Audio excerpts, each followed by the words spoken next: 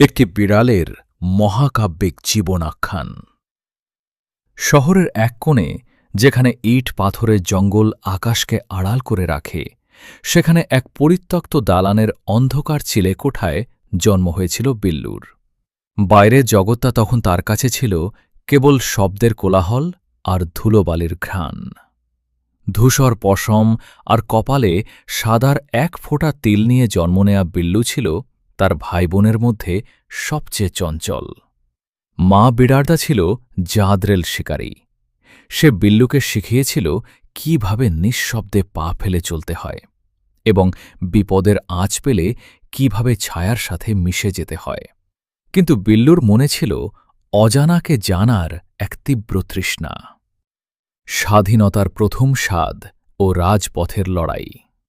বিল্লুর যখন ৩ মাস বয়স, তখন সে প্রথম চিলে কোঠার সীমানা পেরিয়ে নিচে নামল।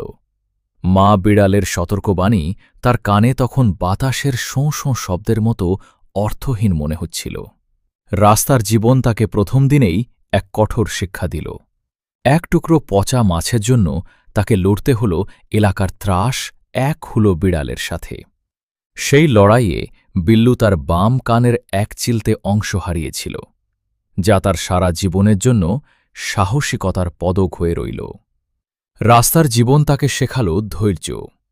ডাস্টবিনের আড়ালে ঘণ্টার পর ঘণ্টা অতো পেতে থাকা, বৃষ্টির রাতে ভিজে জবুদবু হয়ে কোনো দোকানের ঝাপের নিচে আশ্রয় নেওয়া, এই ছিল তার প্রাত্যহিক সংগ্রাম। সে বুঝেছিল এই পৃথিবীতে কেউ কাউকে বিনা কারণে এক ফোঁটা খাবার দেয় না। বেঁচে থাকতে হলে হয় লড়তে হবে, নয়তো পালাতে হবে। মানুষের সান্নিধ্য ও জীবনের মোড়। এক বর্ষণমুখর সন্ধ্যায় বিল্লু ভিজে একাকার হয়ে এক মধ্যবিত্ত পরিবারের জানালার কার্নিশে এসে বসেছিল। জানালার ওপার থেকে তাকে লক্ষ্য করছিল ৭ বছরের এক বালক, বাবলু। বাবলুর আবদারে তার মা এক বাটি গরম দুধ আর কয়েক টুকরো মাছ জানালার পাশে রেখে দিলেন। বিল্লু প্রথমে সন্দেহাতীত চোখে তাকিয়েছিল, কিন্তু পেটের ক্ষুধা তার সব ভয়কে জয় করল। পরদিন থেকে বিল্লু আর সেই বাড়ি ছেড়ে গেল না।